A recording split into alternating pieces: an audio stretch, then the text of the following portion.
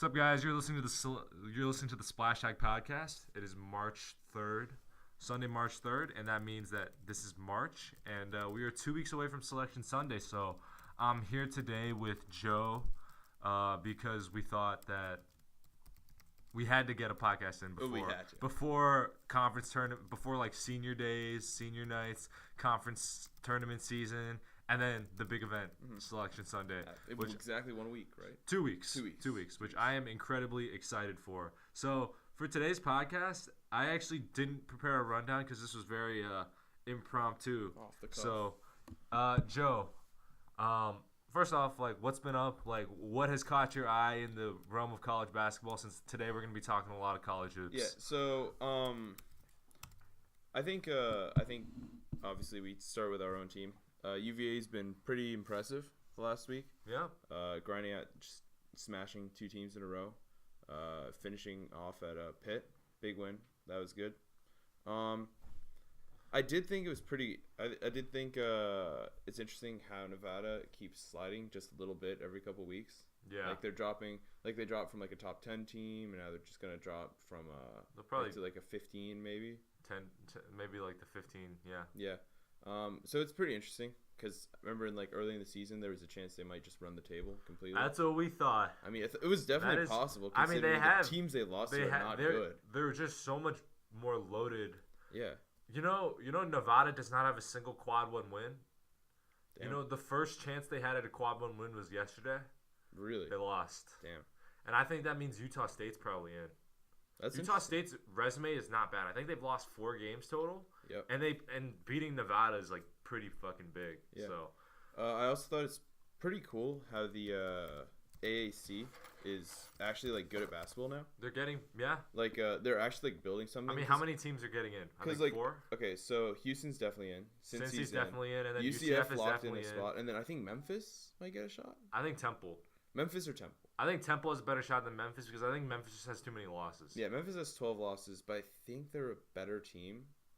I'm not sure. I think it's pretty interesting how we're considering like 4 to 5 teams to make the tournament from the AAC. Okay, yeah. The next thing, when I'm just gonna lead this into my next point, when the Pac-12 is gonna be a 1 bid and out league. Yeah. As I told Matt before this week, I told him Washington was gonna lose to Cal, and look what Washington did, Matt. What'd they do, Matt? They lost to Cal, and Cal had lost, what, 32 straight Pac-12 games? 23 straight. Yeah, Cal, by all metrics, is indicated to be – all metrics indicate that Cal is the worst high major team since, like, 2008. Oh, indeed they are actually in the bottom quarter of low major teams. Hold up. We're gonna have – this is impromptu, so let's have a fun exercise. We're going to name teams that are higher on Ken Pom than California. Oh, we got Bowling Green, which is way up there. Okay, hold up. So the goal is to whoever can come up with the most surprising name ahead of Cal. Army? Good Lord. Detroit. Oh, the Citadel. That's sad. They're behind Montana State. Matt, they're behind. I have never heard of. Matt, they're behind I Rice. watch college basketball, and I have never heard of Montana State. Rice may be one of the worst sports schools I've ever seen. They are awful. They're awful at football, and they're awful at basketball, and somehow they're better than Cal. Oh, my God. Dude, I have never heard of Montana State. I don't know what their logo is. I don't know what conference they play in. I guess they apparently play in the Big Sky. Wait. Is Montana? No. Montana State? No, okay. I'm thinking Montana was the one that made the tournament last year. Montana State, I've never heard of. We have. Sorry to all the Montana State fans out what there. What is Lamar? What's a Lamar? Oh, Bob Knight's son coached there. Oh. I know that. That's about all I know about Lamar. Kendrick, no Odom. No Kendrick, no Odom. You have. Oh Lord, you have Columbia above them. Columbia's not a good basketball. Quinnipiac. Who I am familiar with the school, but still think it's in Canada. Every time I see it, I think it's in Canada. Dude, you know something's wrong when you're on the West Coast. You are in the Pac-12. You are in the Bay Area. You know, you're right across the bridge from the Warriors. You had Jaylen Brown and Ivan Rabb. You had Jason Kidd take down Duke, and yet a West Coast school called Pacific is like 20 spots, 30 spots ahead of you on 40 45 spots ahead of you more than 45 spots ahead of you on Ken Palm. I just want to say that is absolutely ludicrous. When you're a high major conference, that should not happen. Yeah. I don't care. Especially you can be with the worst the of the worst. recruiting power that the Pac-12 brings. Like we've seen bad high major teams. Like we've seen Boston College go 0 in the ACC. We've seen Pitt go 0 in the ACC. We've seen Rutgers absolutely crap the bed in the Big Ten. But they're still like they still handled their business in the non-conference. Like they would still beat on teams that like they were, for the most part, supposed to beat. So the fact that Washington lost to Cal, what is that? Yo, Matt, what is a Purdue Fort Wayne? Is that like two colleges together? No, it's Purdue in Fort Wayne. I thought Fort Wayne was a college. They go by IPFW. Dude, they beat Indiana like 2 years ago when they had Purdue Fort Wayne. Yeah, I thought it was just Fort Wayne. I think their jerseys just say Fort Wayne. Okay. But wait, hold on. Are you sure? Wait, what number are they?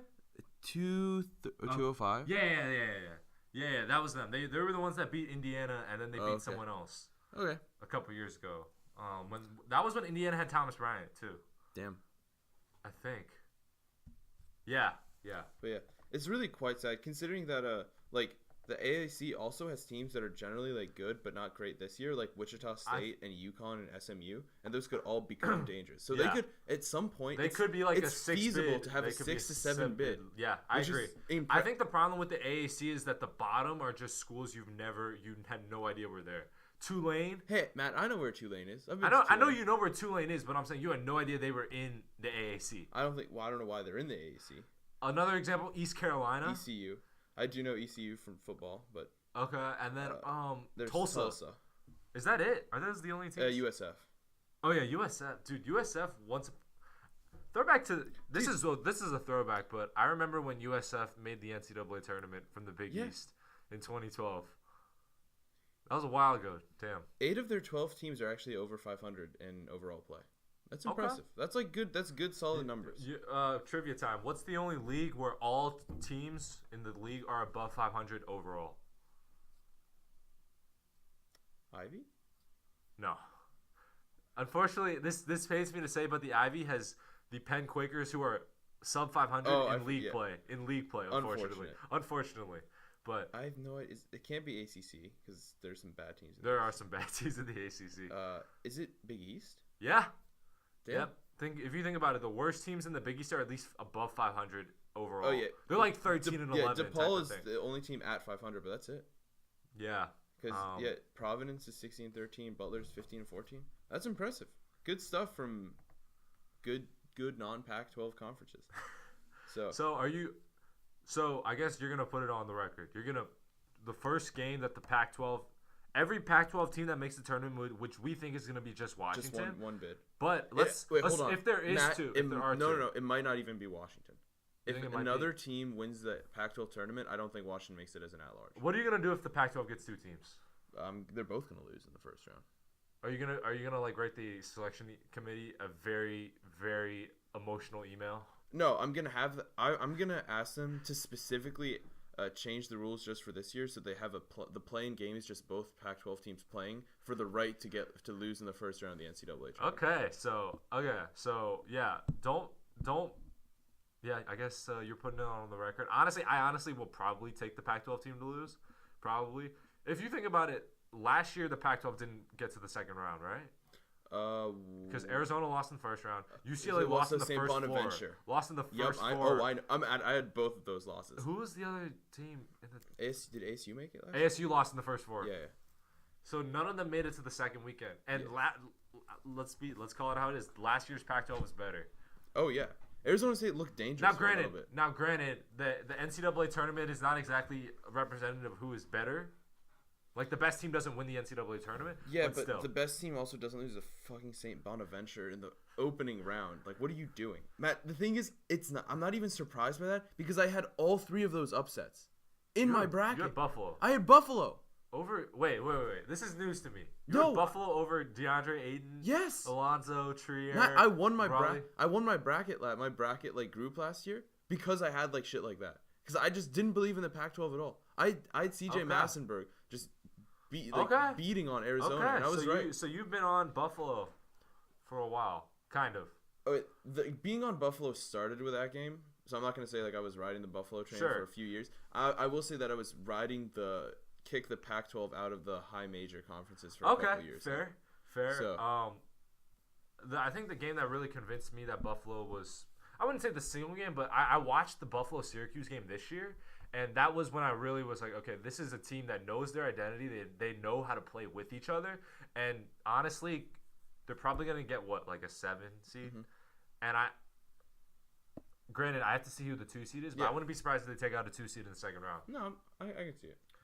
Okay.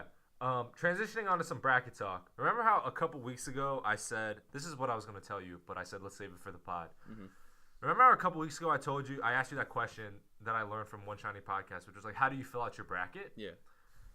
Then I talked about how Oracle Matt had a vision that all seeds, he thinks that there's like a 5% chance all seeds 9 to 16 win a game, and then he thinks there's like a 20% chance that all seeds 9 to 15 win a game, right?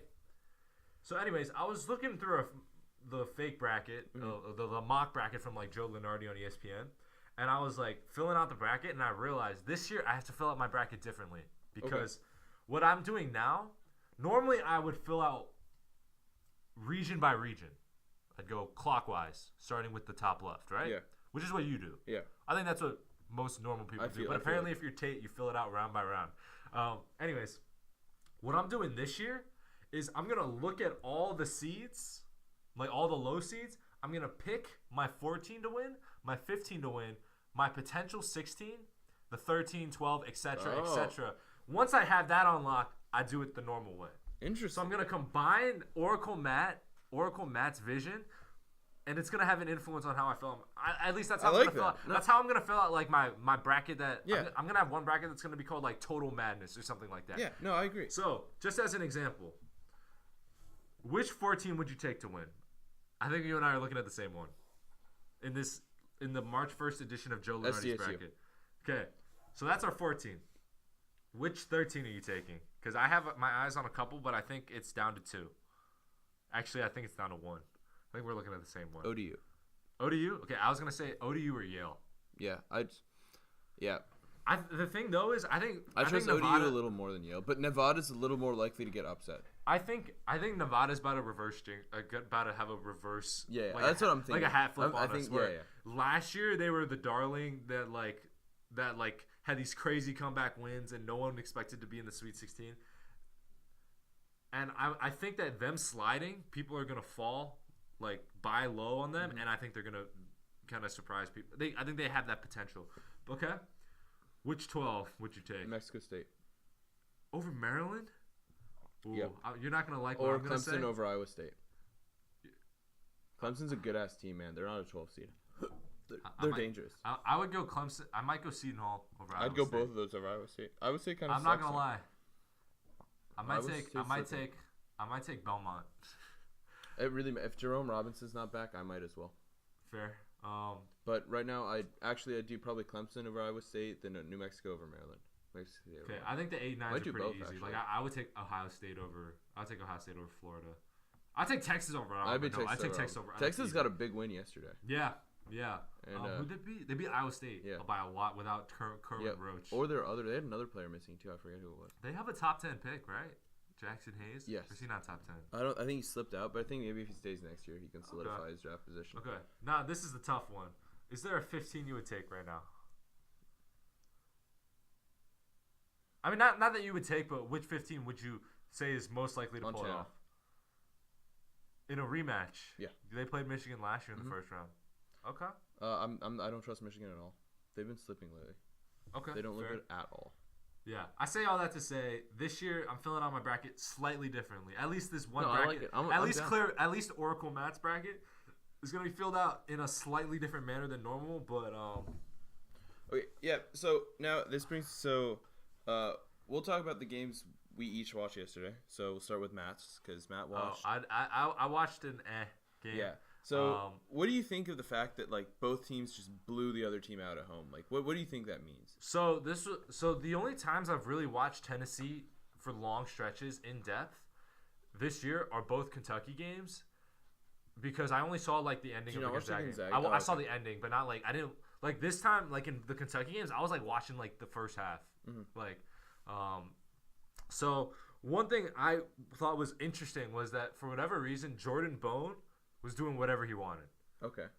He's the point guard for Tennessee, Yeah. and I was surprised because I thought Kentucky's Like perimeter Higgins? defense. I thought Hagen specifically, who was matched up on him. I thought he was the prime point guard defender, and he's good defender. But what I noticed was he kind of made Hagen's rush, and he basically when Hagen's fucks you up, it's because you panic and you lose control. Yeah. Jordan Bone, fully in control, never rushed, was aggressive when he needed to be, was conservative when he needed to be, and basically got off whatever shot he wanted. And so I think he broke his career high. That was one thing I noticed. I was also surprised by how many guards Tennessee plays. Like they're crunch time 5. So like I'm talking like their 5 best players. You throw their 5 best players on there. Grant Williams is the biggest dude out there. Yeah. For the most most they like part. to play small a lot. Right? Like they like to play Especially like 2 point against a guards. big They play 2 Kentucky point team. guards. They play 2 point guards. They play Admiral Schofield, the other wing whose name I'm blanking on, and then Grant Williams, which is like a pretty small lineup. And as a result, you look at the numbers, their defense is actually not great. It's not. It's not like an elite defense like it was last year, which now that I can kind of see why now, but I was a little surprised. To me, though, the big thing I took away from the Tennessee game was in when Kentucky plays a team like Tennessee that has a guy like Grant Williams, that is when Reed Travis is very valuable. Because you look in the mirror, I feel like if Grant Williams looks in the mirror and he just thinks about like his build, he sees Reed Travis. Like they are very similar guys in terms of how they play, except that Grant Williams shoots more threes, and they're very similar in terms of their overall build and like what their strengths, right? Like both are these big, kind of bulky 6'8" guys, play really tough, rebound the hell out of the ball, finish really well around the paint. So to me, I think Kentucky needs Reed Travis if they're going to play a guy like Grant Williams in the tournament, which is very probable. I'm not saying Tennessee specifically, but I'm talking like a big bruiser down low who is also versatile enough to like move a little bit into the mid-range, into the 3. But yeah, Jordan Bone really impressed me. That dude, I thought Kentucky played a pretty bad game, honestly, but that makes sense given that they got blown out.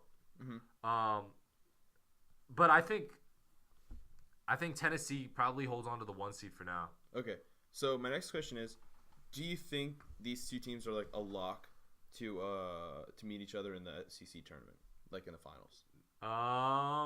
Or do you think LSU can upset one? I think yes, only because I think LSU's win at Kentucky was very fluky. I wouldn't say it was fluky, but I think it's very much one of those you simulate it 20 times and it doesn't happen the majority of the time. Okay.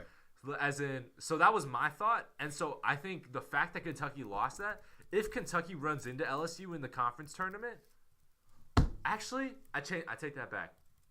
I don't think they're going to meet in the conference tournament finals. You know why? Why? Let's say Kentucky, LSU, and Tennessee all win out, so they win their next 2 games, which might not happen, but let's say that happens. You know who's going to get the 1 seed in the SEC tournament? Is it LSU? LSU, because LSU beat both of them. Yeah. Whereas Kentucky split with Tennessee, and LSU only played them twice, and they won both. So what I will say is, what's going against LSU in the tournament is that, do you know where the SEC tournament is this year? Tennessee. Yep, it's in Nashville. So Tennessee fans are gonna get mad at me for saying this, but you know what that means though? It's a home game for Kentucky. No, I don't care about. I was saying for LSU. Yeah. I recognize that. But what I'm saying is. Oh no.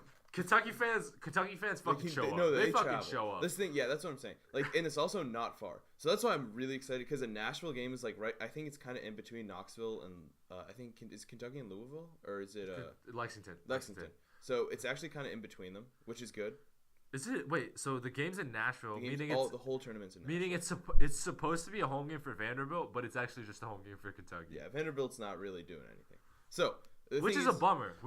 So no matter who LSU plays, be it Kentucky or Tennessee, it's going to be an away game for them, which kind of sucks. Which is why I think Kentucky's had so much success in the SEC tournament. Yeah. Is that they always they don't really play road games. Mm-hmm. No, I mean they never. Yeah, like I mean, That's honestly a big thing in the NCAA tournament. Is like when they have games in Atlanta, when Kentucky plays games in Atlanta, like they don't. It's like almost like a home game for them. But yeah, no, I think the one thing that I do think that Kentucky and Tennessee are going to meet in the SEC tournament. okay. But I don't know if it's going to be in the final just because of how the seeding is going to work out. They could be the 2-3 seeds. Okay, so if they're the 2-3, do you just think whoever wins that game gets the 1 seed? Yes. So LSU, my question is Tennessee a 1 seed now that they beat Kentucky again? For now. So they because swap. Think They're about just going to swap back and forth, right? Yeah, because I mean they have that win over Gonzaga. Yeah. No, I'm not disagreeing. Okay. I think I agree with you. Okay. So do you think whoever wins the next game if they gets play the again, 1 seed? I would think so, unless they lose. Do you think if LSU wins the SEC tournament and wins out, So can they win LSU get a both. 1? Can LSU So if get a 1? LSU knocks off Tennessee in the semis and then Kentucky in the finals, do they have a fringe shot? So right now, what is their? Let's look at They their. have 4 losses. They have 4, which is good. That's possible for a 1 They seed. lost to Florida, Bad loss, which is fine. But so Duke also has bad losses. Yeah. Not bad. They got clapped by Virginia Tech and they lost to Syracuse. So ignoring that, so they lost to Florida State in overtime. They lost to Oklahoma. They lost by a lot to Oklahoma State, which is a bad loss. Okay. They lost to Houston, but that's looking better every week. That's a fine loss. They lost by 1 to Arkansas. Oh, so they have 5 losses. And then they lost in OT to Florida. So they play Florida again. So they're actually underdogs to Florida. And then they play Vanderbilt. So theoretically, they'll win both those games. And if they win the SEC tournament, that would mean they probably get a win over Kentucky or Tennessee. Or both. Or both. So if they get both, they already have. Let's see. They're 3. They already they're have 7. wins over. They're 7-3 in quadrant 1 wins. Okay. So that means they get what like. side are you using? Ooh. Yeah. I like this. Yeah. Quad 1. So actually, they're projected. Sorry, they're currently 9-2. Which is pretty good. They'll get a couple more. I think 3 more. I think Florida away at Florida is a quadrant 1 win. Okay. Vanderbilt is not a quadrant. Vanderbilt is unfortunately not. And then they'll probably get 3 more, honestly, if they beat like good teams in the SEC tournament. So is that a 1 resume? Because that would mean could be. That means they would be honestly could be. 16-2 in conference, which is comparable to UVA and Duke. Mm-hmm. 5. So sticking at 5 losses. Let's see. I think has a 1 seed had 5 losses before? There's 1 seeds that have had 7 and 8 losses. Okay, so I mean, it's not. I mean, I think it's a matter of. I mean, Duke's. But to be fair, those teams had better wins than. Yeah. So Duke is probably going to get 5 losses. Yeah. I don't think they win. Oh, you're talking about 1 seeds this year? Yeah. Oh, I thought you meant historically. No. I thought you meant historically. No, I'm talking about this year. So Duke actually has a good shot to have 5 losses. They probably should have a 1 seed, right? Gonzaga and Virginia won't have 5 Michigan losses. might. Michigan's probably. But I don't think they're a 1 losses. seed, right? North Carolina has a shot at a 1. Kentucky already has 5 losses. Kentucky already has 5 losses. That's true. Tennessee might get 1 more. Dude, do you think that? Okay, this is unrelated, but do you think that Michigan State getting swept by Indiana means no 1 seed? Yeah. How many losses do they 6 have already? And they're probably gonna lose again. They're probably gonna lose again. Whether it's at Michigan or versus Michigan crazy or in the now tournament. The advanced stats have Purdue over Michigan State. What the hell? Dude, I'm telling you, Purdue's cooking, Matt. They're cooking. They're cooking, Matt. Dude, I'm telling you, the Big Ten. I'm telling you, dude, the college basketball this year as a whole is weird. It is. Did weird. I not tell you that? Like, there's a lot of good teams, but everyone can beat everyone. Yeah. No, Matt, I think there's currently, because now there's the upper echelon. I think of just Virginia, Gonzaga, Duke. I think it's been because now I have just no idea because Kentucky and Tennessee have dropped. I think Kentucky, the best form of Kentucky is an elite is a juggernaut. But I just don't know. Or not a juggernaut, but an elite, a title winning team. Okay, I'm not gonna. So I know I know like I would say Kentucky got blown out without Reed Travis, and Duke also got blown out without Zion. But I don't really know how. They didn't get blown out. Duke. Oh, sorry, UNC. You're right. Yeah. Yeah. I thought you were talking about Virginia Tech. I was like, that was a close game. I was like, wait, that was a close game. They got blown out by UNC. So the thing is, Gonzaga and Virginia have never gotten blown out, right? They've been super competitive all their losses. Correct. Duke. Wait, do you count the UNC loss for Gonzaga? I don't know. I feel like they were in it for most of the game. It was like a double digit, but it was never. I don't think it was 20. That's the thing. Like that's okay. So if we look at like the game, right? Actually, I think it was a blowout because UNC had a win probability of 75%. What side is this? Okay, it's just link me. Yeah. So yeah, with only 10 minutes left, UNC had a 75% chance of winning. Okay, so they did get blown out once. That kind of sucks. But other than that, okay. Here's my thought: can UNC get a 1 seed considering that if they sweep Duke, and they played it close with UVA and they beat Gonzaga? So let's see who's left. So UNC, I don't think has just Boston. So they'll smash Boston College. Yeah. And then if they beat Duke, okay. If they beat Duke, you have a sweep over Duke, and then do some damage in the ACC tournament. Do they have a shot? And they beat Gonzaga. And hold on, you know what their first game was? Wofford. And Wofford's It was ranked. a road win at Wofford. And Wofford's that is good. Not only is that a quadrant 1 win, that's looking like a great win. Yeah, because Wofford's moving up in the world, Matt. The Cowards. Yeah, we'll talk about Wofford in a second. Yeah. But yeah, so does UNC have a shot at a 1? I think UNC's still in it. Yeah. I don't know if they will get it because I think they're more in it than a Big Ten team. Are they more in it than Michigan? Yes. I'm not high on Michigan at all. Is Michigan going to lose to Maryland today? I think it's very possible. Bordering on probable. I just don't trust Michigan at all. Do you think? I think Michigan. I think Michigan Matt, might have. Their next 2 games are literally away at Maryland and away at Michigan State. Like those are 2 tough things. And then even though they've won the Big Ten tournament the last 2 years. Dude, who the hell knows? Who the hell knows who's winning the Big Ten? Like Indiana might upset Michigan in the tournament. Like honestly, I wouldn't mind that. Yeah, Matt, Purdue. I want to see Romeo. By the way, I just want to say, I have, given how the season's turned out, I have sold a little bit of Romeo stock, but that does not mean I don't want to see him in the tournament. Matt, Rutgers isn't awful. They're actually decent. Rutgers, dude, Penn State. If you told me, Penn State is actually not bad for a team that's 12-17. Yeah, they beat Michigan and they beat Maryland. No, Matt. If you told me in 2 weeks that Rutgers had a 2-point win over Michigan, I'd be like, okay. And then if you told me that Michigan blew out Purdue by 30 in the Big Ten tournament, I'd also be like, okay. These are just both valid. And who does Purdue play? Purdue left on their schedule. Yeah. They have Minnesota and Northwestern, so they should lock up the Big Ten. Wait, wow. I think if that's the case, doesn't Purdue merit a shot at the 1? No, not that. But what I was gonna say is, doesn't Carson Edwards have to get Big Ten Player of the Year? If this Purdue team wins the Big Ten, or is it still Cassius because it's Cassius? I guess it's Cassius, but we always got to throw in Hap. I love Hap.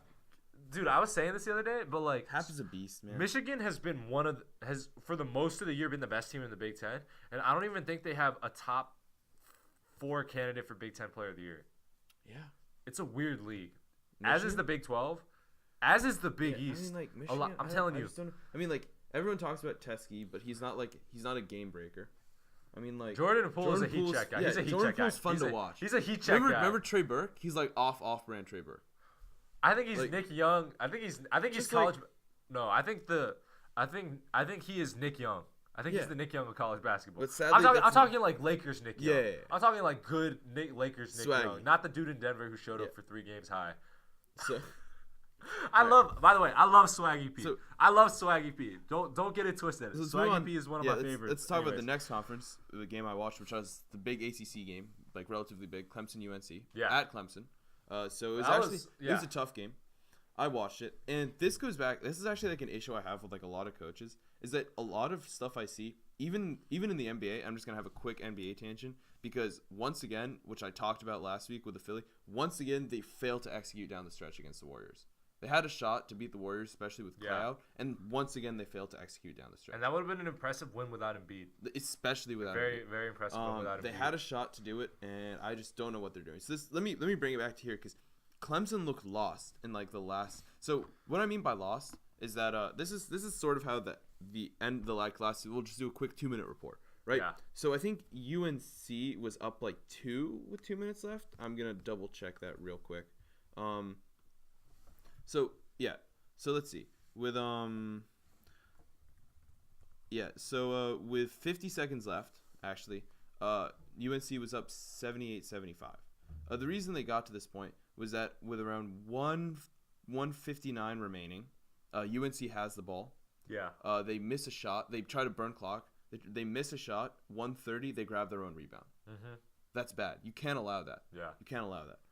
How do they get to that 7-point lead? Because remember, around 11 minutes in, it was 54-48 Clemson. Clemson literally gave up like 3 straight easy in the lane drives and fouled them, or easy fouls. Like I think all of the UNC buckets were open threes, open layups, or fouls, and it was unbelievable. And so the biggest issue is that when they got a chance to come back, because they've also failed to foul with 1:30 left, and they let them get another shot up, is that with the last 12 seconds remaining, they allowed UNC to they allowed UNC to miss a shot. They missed like the free throw. So then it became 78-77, I think. And then 80-79. Okay, so yeah, it's 80-79 or 80-78 or 80-79, I think. Yes. Yeah. And then Clemson just threw the ball away. Like, so what happened was they got the rebound off the missed free throw. Yeah. So it was a 1-on-1. And then they just threw it away. So there's like 9 seconds left on the clock, and he just dribbles down the court and just throws it. Like, he drove directly. So remember, they still had a timeout left, so he didn't need to.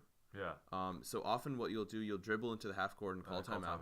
So you can, because 6 seconds is it's a lot of time to set up a half court play. You can even like run a straight ISO in 6 seconds if you really want to. So so you can get the switch that you want. Yeah. If you call timeout and then run something, you can even get the switch on the ISO that you want. Yeah. But he just drives straight into 2 UNC players, throws a ball up, flops, and he's like, "Why didn't I get a foul call?" I was like, "What are you doing?" So the reason this angers me is not because like I wanted Clemson to win, because I kind of wanted Clemson to win, because I like Clemson, and like I don't like UNC. I want what's best for UVA. Sure. But my issue is like, why do coaches not prepare them for like 6? Like why at the end of practices do they not have like 5 to 10 minutes just to work on like what happens if you're down 2 at the end of the game? What happens if you're down 1 at the end of the game with 6 seconds left? Just situational stuff. Just drill into them. What do you do in this situation? You just review it. Like, so the reason I say this specifically for this game is that, remember, Clemson has like 3 tough losses at the end of games. Like, they lost that tough Miami game, that tough Louisville game, and I think the FSU game? They lost, yeah. They lost to FSU, I'm pretty sure. Like, it's been brutal losses for Clemson this season. Like, just awful. Like, I feel bad. Like, I just, like, it's I mean, I just don't understand why you wouldn't practice situational stuff. To be totally frank, I haven't followed a lot of Clemson. I haven't watched a lot of Clemson games this year, but I do know they've had a lot of tough, like, close losses. Yeah, it's NC State by 2, Miami by 1, Louisville by 1. Oh, I remember the NC State one. Yeah. That was the Beverly. Yes. Oh, that was the Braxton Beverly. Yeah, I remember that one. It's just truly unbelievable. Like, why would you not drill into them what you do in situations? Because you can't keep. Because when you keep throwing these losses away, like when you have these stupid losses, they gotta get a 12 seed. At first, it's like, okay, we let that slip. It's a close loss. That's fine. It's not going to kill us. But when you compound that, it becomes where are your quality wins. Yeah, exactly. Yeah. Like, you can't have like a 3-game losing streak to Miami, Louisville, and Florida State. Like, beating Pitt by 15 doesn't make up for that. Because a loss is a loss and a win is a win. Like, that's how cool. Like, I get that, like, the advanced metrics like have you like as a decent team. Like, I get that. Like, Clemson is actually they're 23. In the Bart Torvik rankings. I told you, like, they're a good-ass team. And they're a team that I would probably pick as a 12 seed to upset a 5 team. Fair. But they wouldn't have to be in a situation where they're the 12 seed if they just... In a potential playing game.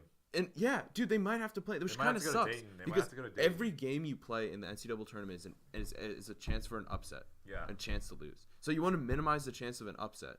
Yeah. So it's an easy way to do that is to not lose dumb games like this. Yeah. Like, if you have a chance to beat UNC, to get that big... quarter, like that quartile quad 1A win, and you throw it away, like, what are you doing? Like, it's so stupid to me that like a coach wouldn't prepare his player for like the most basic of basketball situations. You get the rebound, 7 seconds left, the next shot wins the game. What are you doing? Call timeout, run. Like, because they were taking free throws, so you can pull your point guard over. You can be like, okay, we have a timeout, because you want to tell them so it's not like a Michigan situation where like you don't have like the timeout. So you can during the free throw, you can call your player over. Hey, yo, we still have 1 timeout left. Dribble up the court and I feel like that's something that's very clearly communicated too. Like, I'm saying like any level of basketball, you generally try to communicate. Yeah. We have a timeout or we have no timeouts. Yeah. No. Like the Chris Webber situation is an anomaly. Yeah, I'm pretty sure the Chris Webber situation set the precedent for like Coaches losing their shit about this. Just unrelated tangent, but like in the timeout game, Jalen Rose said that they said repeatedly in the huddle, we have no timeouts, but the reason he called timeout was because he panicked and he was in the corner, he was going to lose the ball. Yeah. So he called timeout, But yeah, generally the precedent is like you always communicate very clearly. At like any level, like when we play like a house league, like like Matt, when we play I Am Together, there's not even a coach. We're like we check at the scores table, yo, how many timeouts do I have left? Yeah. And like Matt on the bench will like check and he'll be like, Joe, we only have one timeout. Know what to do. Or and we don't have any timeouts. Like when I was like communicating with you when I fouled out, I was like, all right, Matt, we don't have any timeouts left. We got to run it here. Yeah. Like, what are you doing? Where like your end of the game situation is you just sprint down the court, throw up a wild shot with like 4 seconds left. With time on the clock. What are you doing? I didn't watch the end of the game, but what you've described, I'm in total agreement with you. It's so crazy. It's so crazy that I can describe a thing that you didn't see and you know what it is because it happens so much. It does happen quite a bit. Like especially in like if it was like D3 like basketball and like just a couple of dudes just fucking around, I'd be like, okay, I mean like I get why they're not taking it seriously. And I'm not shitting on D3 basketball because it's harder to play D3 basketball. Yeah. Like you have to still be good at basketball to play D3 basketball. But this should not happen in probably the best conference in the nation. Yeah. Again, with two top 25 ranked teams or top 25 efficient teams. Like it shouldn't happen. It shouldn't happen, but it does. So I mean, we're probably gonna Matt. You already know we're gonna see it in the tournament, and sometimes it creates like magnificent tournament moments where a dude pulls up for 3 with like 4 seconds left on the clock, and it goes in, and they only need 1 point to win, but everyone's losing their shit anyway because it was an awful shot, but it went in. But happened with Loyola. Yeah. Like, I'm pretty sure they were down 2 or they were down 1. Yeah, they were down 1. They hit a 3 over Miami to go up 2. You didn't have to do that. You probably could have gotten I did get excited though when I saw it go it's in. Hype. It's hype, but I agree. But from an X's and O's standpoint, it's probably not the. And probably 70% of the time it doesn't work, and it ends up with a dumbass shot. And your coach is probably like, "I'm gonna cut you, and you're gonna lose your scholarship." Actually, I can think of a time where that happened, and I defended it in the moment. But I actually think the more I rewatch highlights, it's very questionable. Like, do you remember 2017 first round Notre Dame Princeton? No. Okay. Notre Dame was up 1. Okay. At the free throw line. Dude is a 90% free throw shooter. Misses it. Princeton's running the break. The dude, they do a very nice pick and pop. The dude had like 5 seconds left, and he took a 3, and they were only down 1. Hold on, I'm gonna pull it up right now. Yeah, see, that's the thing. Like while you're pulling it up, like I'm not against running the break just to see if you can catch them off guard, but realize that you're driving into a double team. Just pull it back, call timeout. Like try to get I agree. Try to get the easy bucket. If it's not there, call timeout. I think this is unrelated, but like that day, everyone was like, all these people who don't watch basketball were like crapping on this kid. So I tried to be the hipster in the room, and I was like, you know what, that's a defendable shot. But to be fair, in hindsight, I do think looking back on it, he could have had a better shot if he drove. Okay, ready? Yeah.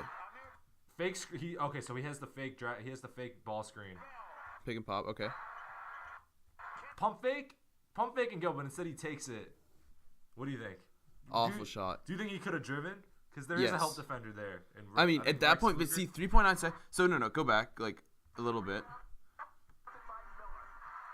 So at this point, okay, hold on, stop. Okay, so at this point, you pump fake. If he jumps for, you got to, because 4.6 seconds is a lot of time. Foul if he jumps. Yeah, you can drop foul if he jumps. That's okay. And then at this point, you drive right, because his body's contorted the other. And then if this dude comes over, he's wide open in the corner, and that's when you swing it. Because 1.2 seconds, it'll be around 1.2 seconds left on the clock. He's gonna be wide open. Yeah. He can hit the 3. It was like online, but yeah. No, that's just what I was thinking of. It was like, why when you describe the whole, you only need a bucket. Why are you going for 3? Yeah. But, yeah. I mean, it's just it's just tough. It's tough, and I mean, it's just something that you have to practice as a coach. I just think you need to have awareness, because it's like if you've been there in a practice situation, it's like okay, let's be real. A lot of times you draw up plays, and a lot of times they don't get you the bucket you want. But the more you practice it, the more you can say like, okay, we at least know what we're doing. If we just run that and react appropriately based on what the defense based on how the defense reacts, we'll get a shot off. Yeah, that we want. Yeah, I'm not saying like run a play. Right. But like know what you're doing. Know your checks. I think awareness is very big. Unrelated, but throwback. This is super unrelated, but throwback to like when it looked like we were gonna lose the game This was like our first house league game senior year, and then the dude missed the free throw. You leaped over a dude's back.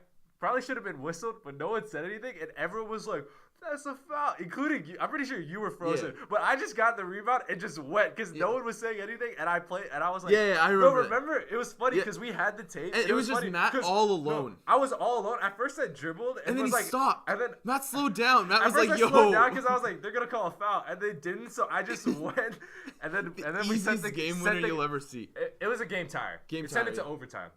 Yeah. But I remember in that moment, I was just like, wait, no whistle. I just took off. But, like, I say all that to say, awareness is so big. Like, just like, I mean, it's like stuff you go over at basketball camp, time and score. Time and score. One of the most confusing times,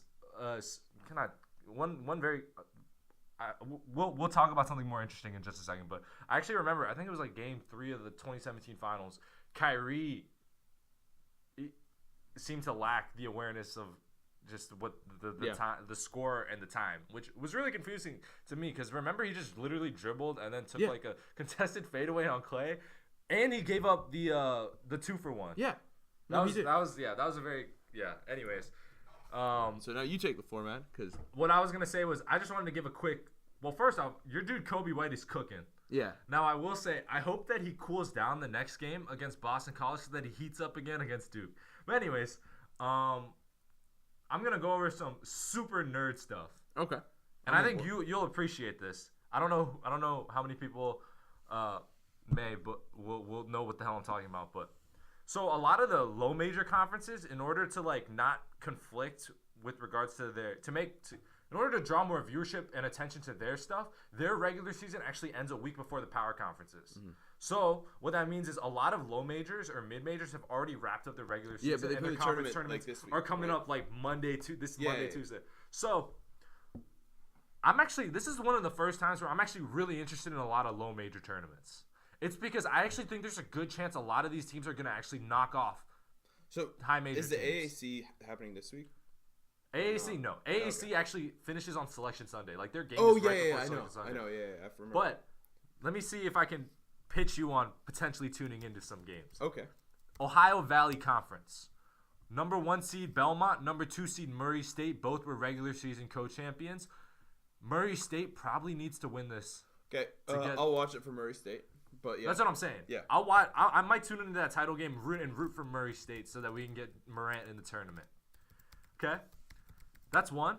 Mike Dom and the Jackrabbits. They're the 1 seed in the Summit League. Summit League. Is North Dakota State. South Dakota State. They're the 1 seed. Wofford, 18-0 in the SoCon tournament. See if they can run it. Or in the SoCon regular season. And the SoCon is not bad. SoCon has UNC Greensboro and Furman. Okay. And who are not bad teams. They're not. So Wofford's not guaranteed to win, but Wofford did go 18-0 in the conference. And if they lose in the conference tournament, I think they're still an at-large team. Interesting. They only have 4 losses. And they're they're to UNC, Kansas, and then 2 like decent teams. Yeah. So you have that and a loss to like UNC Greensboro. You throw in the 18-0 conference record. I think they're fine.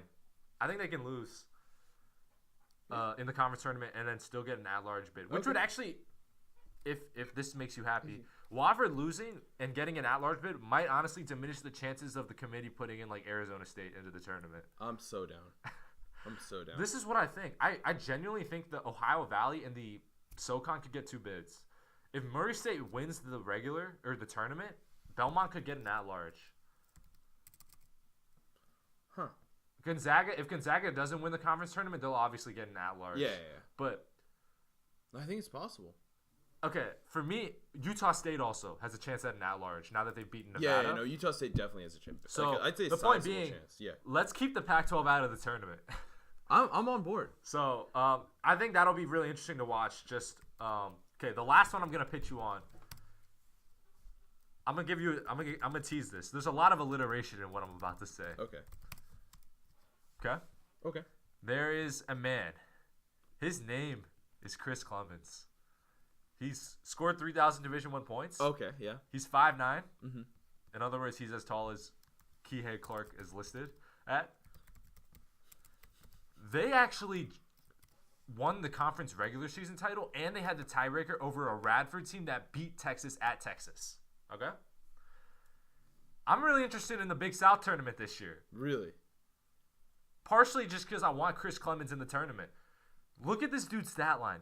This dude averages like 30, 5, and 4. And he's this 5'9" guard. And his percentages are decent. Oh, yeah. He's on 30, 30? 5, and 3. 3? Okay. 87% from the free throw line. 37% from 3 on 12 attempts per game. Which is not bad at all. That's insane, actually. That is not bad at all. For a guy who is like the other team's scouting report. Holy crap. Like this, it's not like... But Matt, this is my jam, though. This is like the dude who takes over games. Yeah.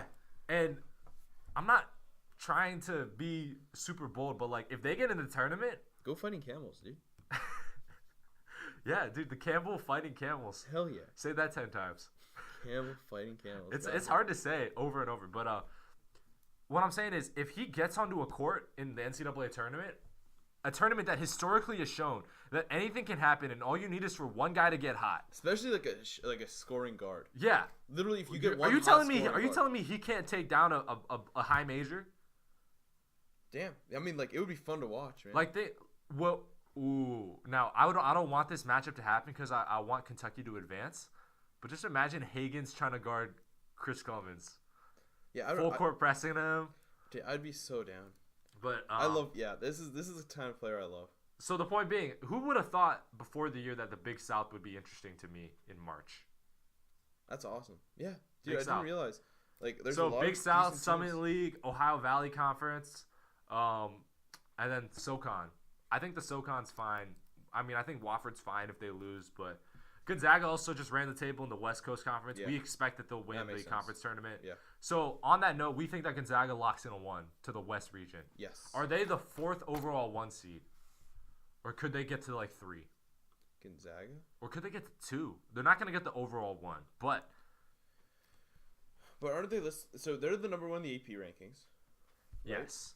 For context, the last 2 times the only 2 times Gonzaga has gotten to 1 seed, they've gotten the West region, and they've gotten it as the 4th, as the last 1 Okay, seed. so I know that I'm pretty sure the last few tournaments, whoever is the 1 in the AP gets the 1 overall. Pretty sure. Not. I know last year it was. Last year it was.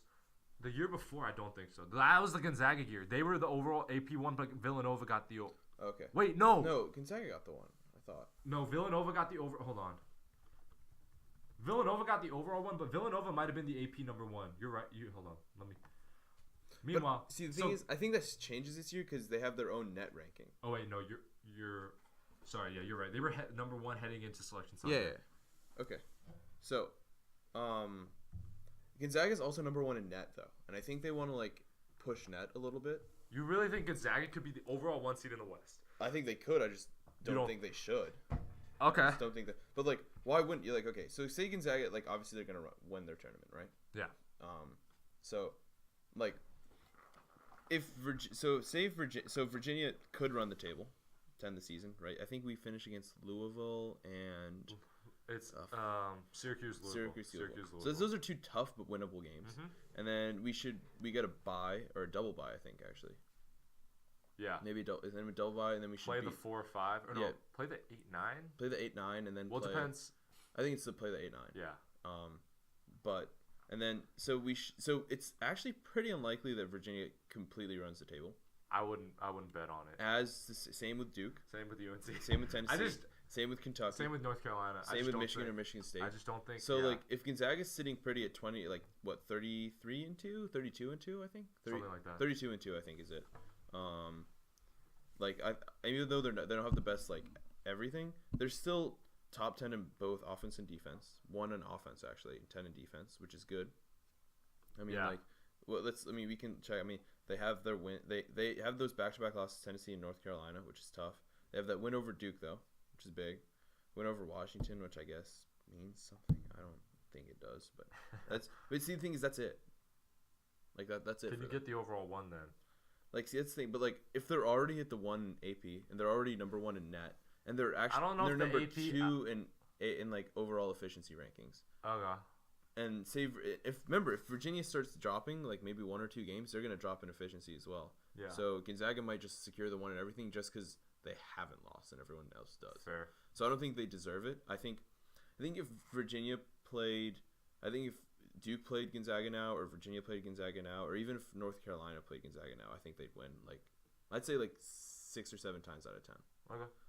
So I think they're better teams. I think even if Kentucky, like I think if it was a neutral site Kentucky, I think Kentucky would work Gonzaga. Okay. But I mean, like there's no way to, you can't just say stuff like that because you don't know. You have to use stuff you do know. Yeah. And sadly, what we do know indicates that Gonzaga is the overall one. You think so? But I don't think they. Will it matter though in the long run? Because Gonzaga is going to get the West anyway, right? They were going to get the West anyway. That's true. So it doesn't but really but matter. it helps to be the overall one because then you can't get the top 2 seeded into your region, which But, helps like, a little bit. Helps, but the thing is, the drop off, like how really different is like Michigan State versus Michigan, right? Or like I mean, I guess like you just don't want Tennessee or Kentucky because like those will probably be the 5, right? One of them. The Tennessee or Kentucky should be the 5 overall, right? One of them, yeah. I think so. Yeah, that makes sense, right? Mm-hmm. Either that or North Carolina, or Duke. So I see why.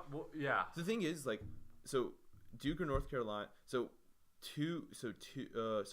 hold on. So 3 of so the locked in at once is Gonzaga, Duke, Virginia, right? Yeah. And then 1 of North Carolina, Tennessee, or Kentucky. Yep. Right. So 2 of those teams are gonna fight for like the top 2 spots. So really, the difference is like I don't think you can really differentiate between like Tennessee and North Carolina. Like I don't want both of those teams, but even if Gonzaga doesn't get Tennessee, if North Carolina is a 6 overall, that's still a tough team to play, and they already lost them. Yeah. So I don't think it really matters in the long run. Okay. But like it, I mean, and the thing is, I think the thing is you just want to avoid Purdue. I'm gonna say this: like if you're a high seed, you just don't want to see that 3 or 4 like Purdue in your bracket. You just don't want that. Okay. But I'm telling you, hey, Carson Edwards. I agree that Carson Edwards and Purdue are a threat, but what I'm saying is, I gotta see the matchup, dude. I mean, could see them in the Final Four, and I could also see them. Wouldn't you rather? Wouldn't you rather have like Houston or Kansas even or Virginia Tech than seeing Purdue? Absolutely. Like, even though Kansas is a big name and Purdue's like the Boilermakers, like I'd much rather be like, oh, I agree. Thank God we got Kansas. I agree. So, I think Gonzaga would wax Kansas. I mean, we also have to talk about like LSU might move up to it. LSU could move up to it too. So this is crazy. By the way, didn't Houston beat LSU? I think so. Yeah. So that's a good win for Houston, which helps their profile. Yeah. Houston could still be. I think Houston's in play for it too. Yeah. I think so. Okay. Two things I wanted to hit on. One is not about the upcoming tournament, but about past tournaments. And I didn't do too much research on this, and you have no idea what I'm about to ask you. So this is impromptu. I'm gonna give you like 30 seconds. Okay. We're gonna go round by round of the NCAA tournament. Oh wait. And then I want you to name the best game you've seen from that round all time. And I assume you and I both started watching around 2010, 2011. Yeah. So for listeners, just keep in mind, we did not watch games from 1999 and 2002. But okay, ready? What's the best first round game you've ever seen? You got like, this is like fast hits. Let's say you get 30 seconds because there's a 30-second shot clock. So 30 seconds. I'm trying to think. What was that like crazy close game? I'm trying to remember. That describes a lot. Wait, no, there was like was it Kansas who like almost lost in the to who? I'm trying to remember. I have my answer. I'm trying to think because it has to be like for a round of 64 game. Best round of 64 game. Like what? Just when you think of the first round, what's the game that sticks out to you? I think it was 2016. Kansas was the Kansas. Wait, no, it wasn't. Maybe it wasn't Kansas. I'm trying to remember. Okay, I'll give my answer. Yeah, tell me your answer. Purdue, Little Rock. When was that? 2016. Oh yeah. That was the double overtime game with Josh Higgins. Yeah. Who he hit the ultimate heat check shot I've ever seen. He's this 5'11" guard, being sworn by Purdue. He needs a 3 to tie the game, and he does a step back, contested step back from like 8 feet behind the arc. Splash. That was a great game. Oh, Notre Dame Princeton last year, 2 years. 2 years ago, the game I was just popping. Yeah, I like that a lot. Like it was just a fun game to watch. Okay. I like that. I'm okay. trying. Yeah, I think I like that game a lot. Okay. When I watched it. It was That's just fun. fair. No, it was a fun game. Okay. Or Michigan, Oklahoma. That was it. Oh, Michigan, that's what it was. The high scoring game. Yes. Okay. Michigan, Oklahoma. Because I remember I kept talking. I about that. watched that. That was with a you. wild. I watched that. Yeah, in your room. that was a wild ass game. That was the best first round game I've ever watched. Yeah, okay. Yeah. Best round of 32 game. I think it was in 2015. I'm trying to remember. It was like in 2015. It was hella fun. My answer is Kentucky Wichita State. Yes, that was a fun ass game. Do you have anything that tops that? I liked Butler Notre Dame from. Oh, 2015. I watched that game. That was a fun. I was game. sad because I picked Butler to win. Yeah, same. But it was still fun as fuck to watch. Okay. Yeah. Okay. Best Sweet 16 game you've ever seen. I think we have the same answer on this. It's just you're not remembering the answer. Yeah. What's yours? I'm pretty sure it'll be the same. Kansas, Michigan. Trey Burke. So. The yeah, shot. It has to be. Has to be. Okay. Best Elite Eight game you've ever seen. I think that was the Oklahoma year when Oklahoma, Oregon. I think so. Was that better than? Okay. Was that better than Kentucky, Carolina?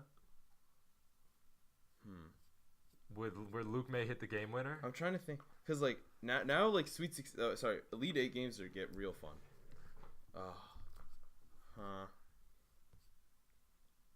Kentucky, Michigan's also. I think North Carolina, Kentucky. What about Kentucky, Michigan, where Levert was on Aaron Harrison and then he hit the 3 to win? No, I'm with gonna go. Stauskas? No, I'm gonna go. You're Kentucky, North Carolina. Yeah. Okay, best Final Four game you've seen. I think. I was thinking about this. There haven't been a lot of like amazing Final Four games. I think because Villanova. Wait. A lot Who of am I people kidding? out. Who am I kidding? It's Kentucky, Wisconsin. Wisconsin. Yeah, Kentucky, Wisconsin. Yeah. That's easy. Yeah. That's easy. And then I think the best title game we've seen is the Villanova UNC game. Yeah. Okay. Yeah, I thought that was an interesting exercise because honestly, I love watching the first round, but it's interesting. It's hard to pick a single first round game that is like just better than everything else because a lot of them are very similar. Close game, a lot of runs, shot at the end, shot goes in, that type of thing. Yeah. Like, for instance, Northern Iowa, Texas, when the dude hit the full court shot for the half court shot for the win. Like, that is one of the best first round games I've seen, and that doesn't even come to mind when I think of like, the best first round game I've seen. Yeah, when I remember the Michigan Oklahoma State, I was like, yup. That was it. That was a great game from an X's and O's. Like both teams were running incredibly fun, high octane offenses. It was crazy. I love it though. That was a good game. Okay. My second question is I have a theory that the first four, the play-in game, basically I've seen a lot of pushback recently on people saying that the tournament should be cut back down to 64 teams because with these play-in games you end up just getting these shitty high major schools that end up with a chance to make it to the main bracket. What do you think about that? Is 64 or do you like 68? I honestly don't mind having 68. Yeah, I don't care, man. It doesn't take away anything from the actual like what's like why not like give more teams just a little bit of a shot? Right. Like there's no harm in it. I agree. Like basically ever since it was made in 2011, there's been 8 first fours in Dayton with the expanded at-large teams. And in 8 of those years, every single year the first four has been expanded. A team from the first four has gone on to win their round of 64 game. Really? And my theory on this, and obviously the most famous one is that VCU went to the Final Four. Yeah. But my theory on this is that when you're a 6 seed and you're playing an 11 seed, but you don't know which 11 seed it is, your scouting report is not as refined because you don't know which team you're playing. Oh, no, I agree. So you have to wait. And on top of that, I actually think that when you have won an NCAA tournament game that has high stakes, the team that's playing in has some momentum going for them. I agree. No, I think so as a result, this year I will once again pick at least one team in the playing games to win. I like that. That's actually smart. Low key though, now that I said it like on record, this is the year it doesn't happen. Watch that be the case. Okay. Anyways, we've been obviously talking a lot about how excited we are for the upcoming tournament. This is super random. And which first round site do you think is going to get the best games? Just take a wild ass guess. East. I'm talking like first weekend, not the regional. Oh. So pull up the spots, and because it's based on geography, you can get a good feel for like who might go where. But I think it's gonna be. I don't think it's gonna be. Okay, well, I hope it's. Hold on. So first round. Talking first round. Yeah.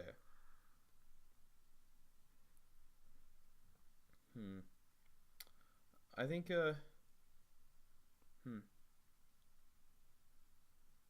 I'm gonna be honest. Yeah. I think probably Connecticut. You think Hartford? Yeah. I think it's Iowa. I think Des Moines. Really? Here's why. All the 1 seeds are gonna get like, so the 1/16 games probably aren't as interesting. They're gonna get like, you know, they're gonna take like the Columbus, Columbia, that stuff.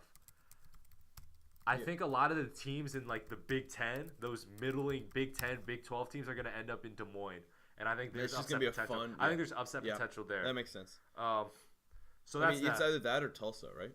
Tulsa. Yep. Yep. That makes sense. So that's Tulsa that. will be fun. Let's not kid ourselves. I think the first weekend's gonna be crazy. Yeah. I think there's so much parity and disparity that that's an oxymoron. But anyways, I think there's so much. I think this is a year for chaos in the first weekend. I agree. It'll be fun to watch, especially because I don't think chaos should happen to my team this year, but who knows? Oh yeah. Well, if We'll see. anything, I might have to go this might be the craziest theory, but I actually think the UMBC upset might have helped prepare Virginia for this 100%. year. I think we're just gonna think run about it. it. I think that first game they're gonna play, they're going to be so locked in. No, Matt, this is like the first year in a long time where I've actually felt like over 98% confident in Virginia. Like, I honestly think we're just going to show up on like March 21st and we're just going to run a train on the first weekend. Like, you think we're just going to blow the first team out by 30 and blow like the 8 or 9 out by 20? I actually wouldn't mind like a Sweet 16 scare.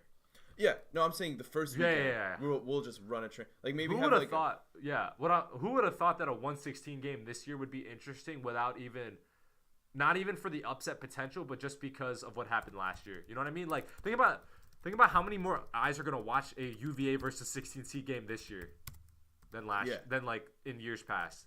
So that's just a random thought. Last question I have before we kind of sign out is, since we're obviously very excited, let's throw out some hypothetical scenarios. Let's start off with the first weekend. Maybe we could advance to, down the road. But throw me something that, throw me like a headline or a matchup that should get me excited, potential, and like why. Yeah, just what to watch. Okay. So here's what I'm gonna do. So I'm gonna give you one random ass game that I want to see. Yeah.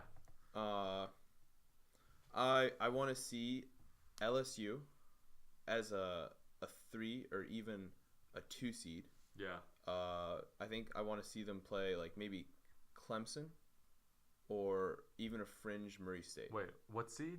I think they'll set her at a 4 seed. Okay. And I think 13. Clemson might slip a little bit. So okay.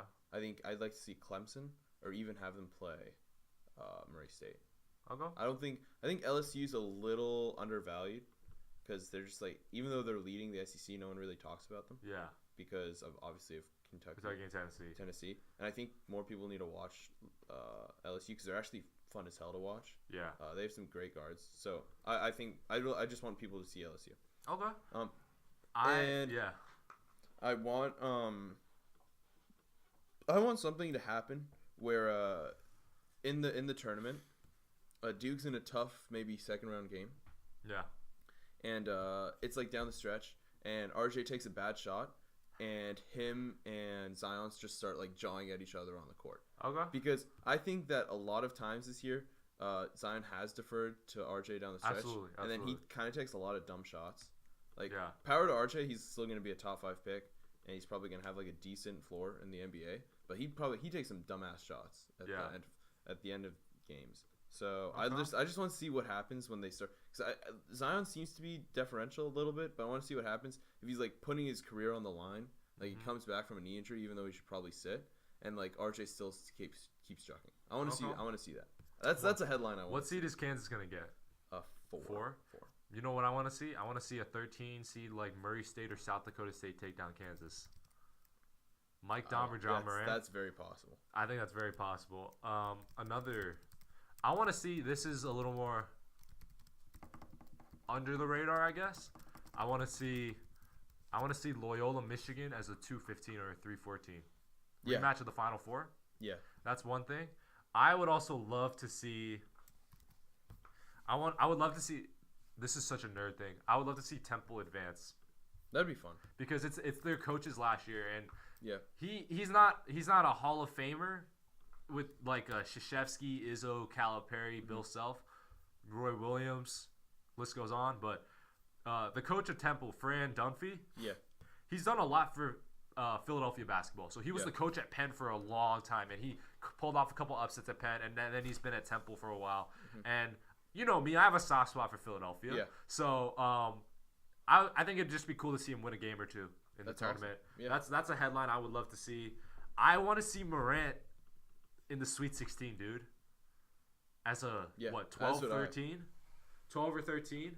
How much fun would Morant versus UNC be? I mean, like, I think Morant versus any big team would be fun, right? The thing is, I think Morant could take down Kansas like almost on his own. Almost. I think Kansas, yes. But then you start getting to even better teams. Like couldn't he take down Houston? He's by far the best player on the floor if he goes up against Houston. I think any team under any team worse than Tennessee, he has a chance. So I think like the Tennessee, Kentucky, UNC, Duke, Gonzaga range, I think it's gonna. I don't think he has a shot. But could he take down? Do you think he could take down LSU? I think he could take down LSU. I even think he has a fringe shot to take down Michigan. Ooh. I think Michigan's the upper echelon if he has like a 45-point outing, just like a full Steph Curry mode, like where he just blows up and they just can't handle him. And like not only that, but he not only just shoots the lights out, but he like doesn't take too many shots. Like he playmakes off it. Oh yeah, dude, he's averaging 10.5 That's assists. what I'm saying. If he gets smart about it and they start like doubling and tripling, and he finds the open man, I think he has a shot. That's the thing he's really good at. Yeah. It's like his passing and his aggression to the rim. His shooting is not his strength. That's why obviously like power to Trae Young, he's beasting now, but that's why Oklahoma kind of sucked at the end of the year with Trae. Is because like he got too. I think he got too. I think he got a little too. Yeah. Like he was like my team's like he was just like locked in the fact like my team needs me. I have to shoot the shot, even though. Like, I also think there was just so much outside noise. I think too much hype. Yeah. I mean, cause like I mean we could talk hours about just the whirlwind of Trae Young's college career, but speaking of Trae Young though, This is I don't know if you remember, but last year the first game of the NCAA tournament tips off the round of 64 tips off at 12:15 on Thursday. You remember what the first game was last year? What? It was Rhode Island, Oklahoma. Oh yeah. Which was a great game. It was a great game. Which was a great game. Was I was watching that at the airport. I was in the airport ready to fly to New York watching this game. And so I say that to say I hope that the 12:15 game this year is a banger. It should be fun. I hope that the first game they have is a fucking banger. Like I like in some years, 2014, the first game was Dayton, Ohio State. Yeah. Where you told me to pick Dayton and I did not. Matt, I've been ride or die with 2015, Dayton. The first game of the tournament was Notre Dame Northeastern, which Notre Dame ended up winning by 2 or 3. Yeah.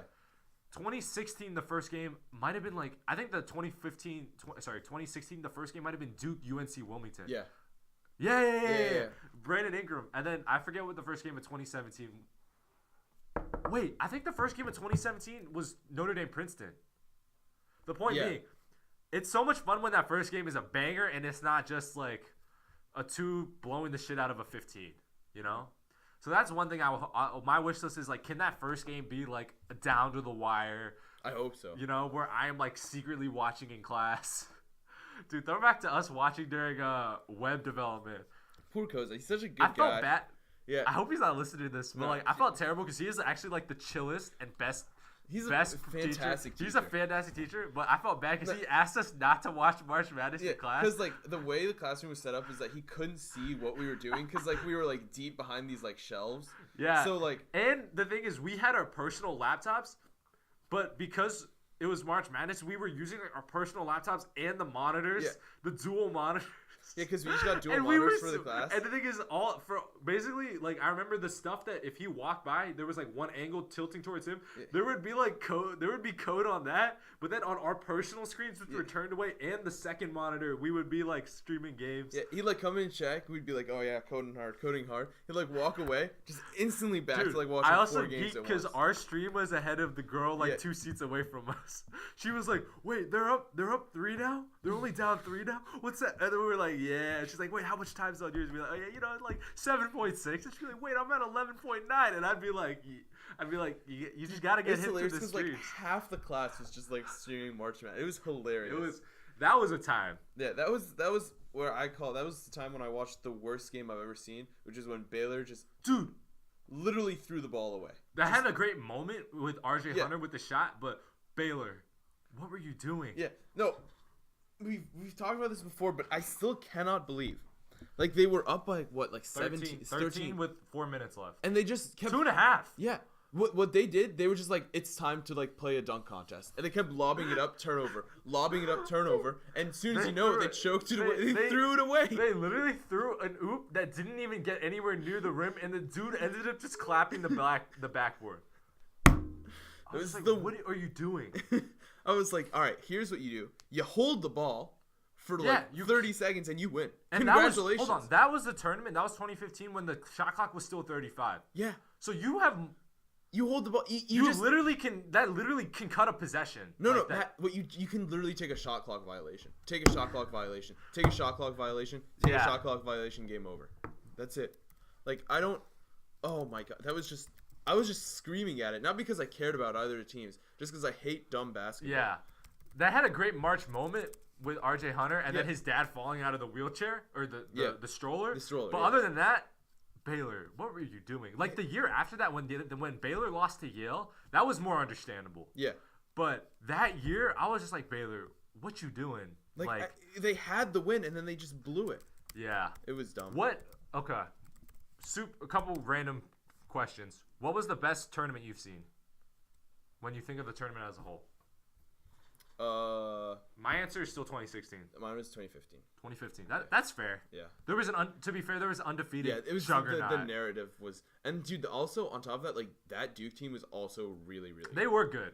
And so it was a really good tournament. Okay, 2015's up there. I think 2014, 15, 16 were all really good. Yeah. Okay. Tell me. Give me a. Okay, so we talked about how there's okay, this is the last question. We talked about how there's like this class of elite, like true top 6 teams, right? Give me one team, tell me their weakness, their Achilles heel, and tell me how a lower seed can take them out, and give me an example of potential lower seeds that could take them out. All right. There's a lot of levels to that, but you get what I'm asking. Dissect. So you're talking about like a 1 seed. I'm talking a 1 or maybe a top 2 seed. All right. Hit me with one. I think each. So we're gonna consider the 3 best teams in this example. I think there's 3 upper echelon teams that are not close because like they're statistically better. They're statistically all top 10 KenPom teams ever. So that's pretty impressive, by the way. Wait, say that again. All 10 KenPom all time. What the all fuck? Time. Like, dude, I'll show you. So you can guess who the number 1 all time is. It's Kentucky. 2015. Kentucky. They should have won the title. Damn it. Like I can't believe Duke has another banner for that. Like, sorry. All right, yeah. So. If the season ended today, UVA 2, Gonzaga 4, and Duke 6 would be top 6 all time. So 2015 Kentucky, almost a full point better. Almost a full point better than this Virginia team, which is pretty fucking good. That's insane, honestly, to think about. So, tell me, all right, Duke, Virginia, Gonzaga, pick one. All right, so I actually think Gonzaga doesn't have that many discernible weaknesses just because they're just not in. Like, you want to talk about Duke then? I think Duke's Do we have to end pretty obvious to talk about. But I'll talk about Duke and Virginia. Is it the shooting? I'll talk about. So the issue with Duke is that they rely heavily on 3-point shooting and the lack of depth. So for example, they had to burn Joey Baker's red shirt because not only because Zion was out, but Jack White went 0 for 27. He pulled a Houston. He pulled a Houston. He did. Like he went on 0 for 27 streak across multiple games. It was truly something to behold. They have no real big man play. Like whenever they play like an actual good team with like good post play, they get burnt. as in North Carolina. They just look lost, man. They just don't know what they're doing. And then, like, so the thing is, they're I'm not saying I would do it differently, because, like, when you have 3 top 5 picks, you want to heavily rely on top 5 picks, like, just talent level. And then you let Trey Jones just dictate what happens. But, like, there's just, like, no... I know they're, like, ranked high in defense, but they just don't look that good. They look good on defense just because they create a lot of turnovers. And turnover-based defense is a highly inefficient way to actually see who's good at defense, because turnover-based defense is based on gambling, and all it takes is one team that's coached well. Because remember, if you know you're getting Duke, you have a week to prep for them. Depends on which round you're playing. Yeah, but say like you're probably gonna get Duke. Like if you're like an 8-9. Sure. Like, yeah. So, right. Yeah. Yeah. So you have a whole week. Yeah. But, and more importantly. Yeah, even that's a tough game to prepare for. But for the second weekend, so Duke will probably make it out of the first weekend. They have enough talent to carry them. Yeah. But what I'm talking about is when they get hit in the second weekend, and maybe it's like a hot 11 seed, right? Like a 12. A 12, right? 12 or a 5 even. 4 or 5. Like imagine if then they have a whole week to prep for Duke, and then you start to learn like what their weaknesses are, because basically you just want to make RJ shoot threes, and he will. The thing is, RJ is not hesitant about taking threes, and he's not good at taking threes. Except in Charlottesville. Unfortunate. Literally doesn't make sense. I can't believe he started out 5 for 5, Matt. I was confused. Literally, what was happening? Like, what do you even do? Like, we were closing out on everything too. Like, what do you even do, man? I don't know. But like, Duke has pretty obvious weaknesses that should be easy to exploit, but like not easy as in like, they suck. Easy as in like pretty obvious things. Okay. So basically, give me a candidate. Give me some candidates. Okay. So a low seed to beat Duke would be Mike Daum. I like that. Because he's literally there. He's versatile. He's like, imagine if you put like Luke May on super steroids, and dude, Luke May cooked him. And obviously having Zion would be different.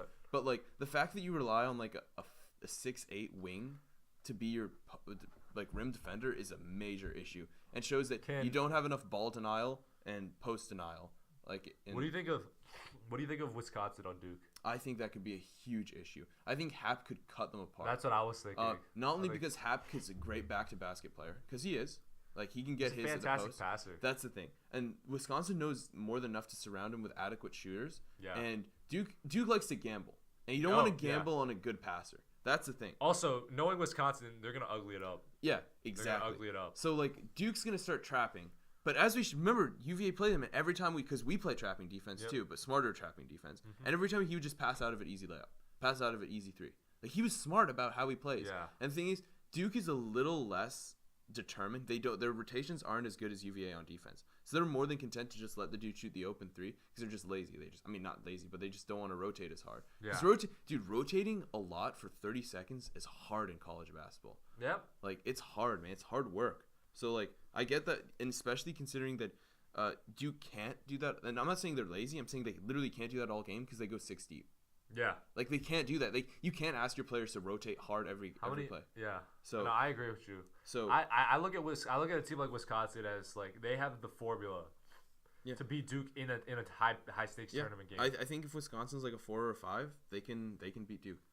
The problem with Wisconsin getting a 4 or 5 is that Wisconsin is also so susceptible to lose to a 12. Yeah. I mean, yeah. That's just the nature of the tournament. But it's like, fun to watch, man. Like, and then obviously, like, I don't know. I think NC State might give Duke a run. But do you think Cash is good, or do you just think Michigan State doesn't have? No, I think Purdue might though. Hold on. You know how I said, okay, last comment.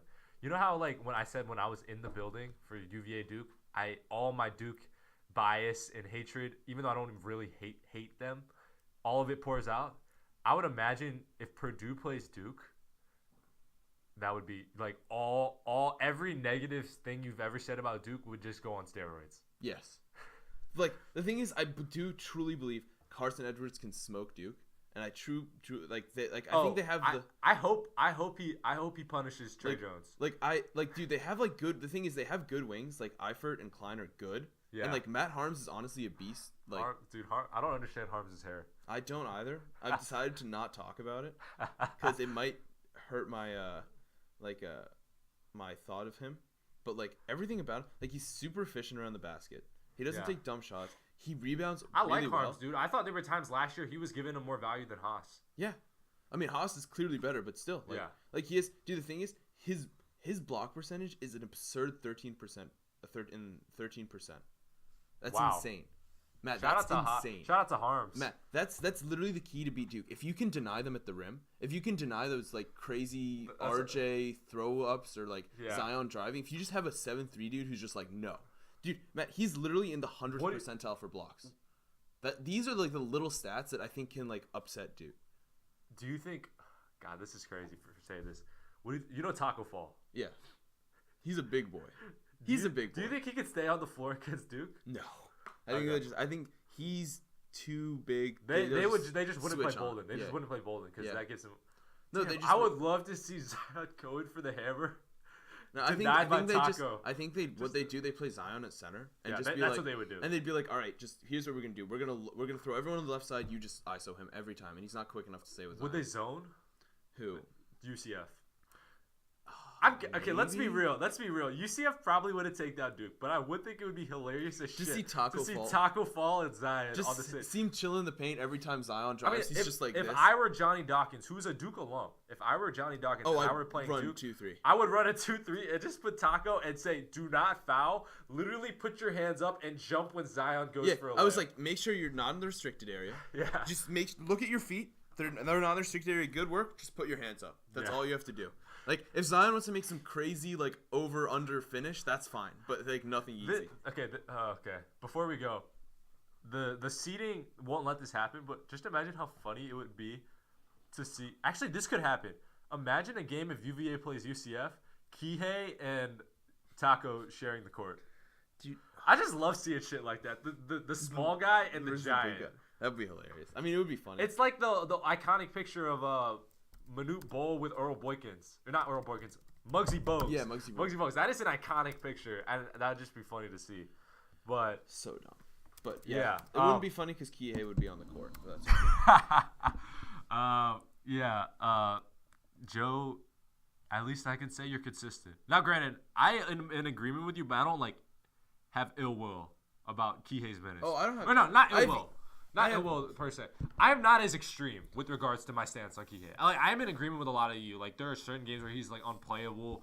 There are certain games where I felt like he has done nothing and actually been very negative. But I mean, Matt, that's what I bring. I just like take like a valid point and I bring it to an extreme because that's who I am.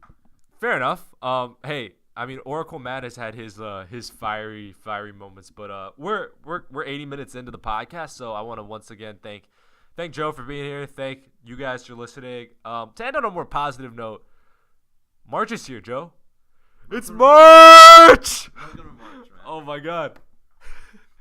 It's March! Oh my God. I don't know what that was. I think it was like a half Dickie V impersonation, half Gus Johnson. But March is here. Selection Sunday's in 2 weeks. Stay tuned. After Selection Sunday, we're gonna do a podcast. We're gonna go 100%. Before you go on your excursion. We're gonna go all out with the podcast. We're gonna have some. No, we'll have like a 2-hour special. Oh yeah. Breaking down. All right. Yeah. So subscribe. Keep giving us 5-star ratings and reviews, and we'll catch you next time. Probably will be Selection Sunday. Yeah. So yeah, thanks for listening. We'll catch you guys later.